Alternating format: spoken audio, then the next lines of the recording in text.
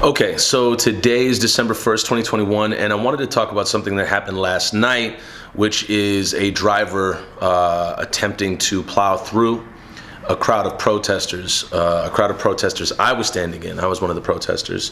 For context, April 11th, 2021, 20-year-old black man, Daunte Wright, was shot and killed by Kim Potter, a Brooklyn Center police officer. She said she was reaching for a taser, ended up reaching for a Glock 22, shot and killed Daunte. She's on trial. And so, in partnership with the family and other leaders and organizers and protesters around the city and state here in Minnesota, and others from around the country coming in, there was a rally held to bring attention to Kim Potter's first day of trial. And so the trial is being held in Hennepin County Government Center downtown. That's right in the heart of Minneapolis. And we were all down there. Now, there was a brief action in the morning. People set up, signs and, justice for Daunte Wright, family coming out, to show compassion for the family and solidarity. And then at night, there was a protest where people gathered together, and we all were on, I cannot remember which street it was. It's 3rd or 7th. But either way, we're standing in the street, and the action started in the street, and there's a few takeaways that I just want to give you for the climate of protesting, in hopes that this can help you understand what's going on, why it's happening, and if you're a driver out there, why it's best and safest to go a different direction. Just go around the march. Anywhere you need to be can be re-navigated. That's just the reality of it. And for people that are saying, well, hey, what if an ambulance is coming through there? We always open up for ambulances. I mean, every march I've been to has parted ways for an ambulance. Go through them. This particular driver, his intention was very clear because he yelled out of his car expletives, epithets, all types of things. So he was definitely he was aggressing the situation, and he was bringing violence to it. He wanted to hurt somebody. So we're standing there facing east, and traffic is coming west. It's blocked off, and so the flow of traffic can go south. If it's coming this way, it can go south. And with that being said, instead of going south, what he decided to do was go up on the curb and then jump through. Now, blocking it off is cars and marshals and people that are standing there to keep the rally safe. This is not something that happens in a day. This is planned out. This is organized. There are a lot of different factions of people helping out, and there is a group of marshals and a truck blocking the road. And this gentleman decided to go up on the curb and try to bowl through the protest.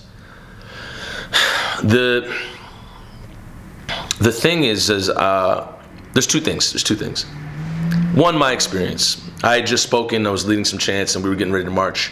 And my back was this way, it's coming this way. I didn't realize what was happening until he was 10, 20 feet away, and somebody yelled, car, something to that extent.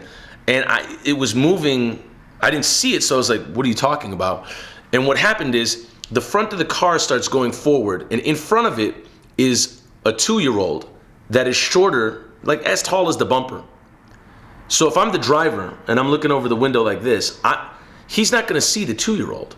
Then next to the 2-year-old was a person in a wheelchair getting out of the way. So you have a scenario I believe this driver thought he was getting into. And mind you, there was a driver that had just killed a protester, Deanna Marie, this past summer during a protest. Sped 80 plus miles per hour down Lake Street and killed her, just right there. So this is not anything that this is not anything uncommon. And It's highly disturbing. It's highly disturbing. And I just wanted to film some thoughts on it before, too much time went on and I didn't really, I don't know, the memory kind of blocks itself off or whatever. But the point being is that as that car was coming, the one thing I could think of was that 2-year-old, if that 2-year-old gets hit, there's no way it makes it. There's no way that kid makes it. It's going to get bowled over by the car, and it was moving slow. So marshals are on top of the car, on the sides of the car, and I get in front and lean back at that point and push people and lean back. And the kid gets out the way, everybody safely gets out of the way, and then the driver screams something out of it and then drives off into the night. As drivers, you don't know if that's your hang up. Take into consideration you don't know what you're driving into, because that 2-year-old almost got killed. That is just unimaginable. That to think that something like that could happen. It endangered a child's life, someone in a wheelchair's life, everybody's life that was out there. But the thing that struck me the most while in the moment was the 2-year-old, because it wasn't any taller than the damn bumper, and so it was just what the hell is going on? The other thing is, as a driver, be cognizant of. I just think F it as a driver, but as people, be cognizant of things going on in your city. A 20-year-old black man got shot and killed point blank by a cop in the first day of trials on. I mean, like, keep your ear to the street. Like, find out what's going on. I mean, really, really do that.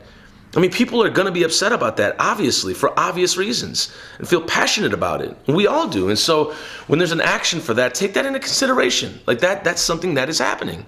And it's the folks that are in solidarity on it, or that can be involved in an action to march and whatnot, respect that.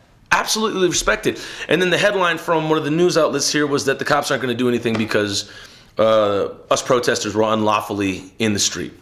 So, but I guarantee you, if somebody got hit or killed, they would be prosecuting him. Why? Because they arrested the man who hit and killed Deanna Marie.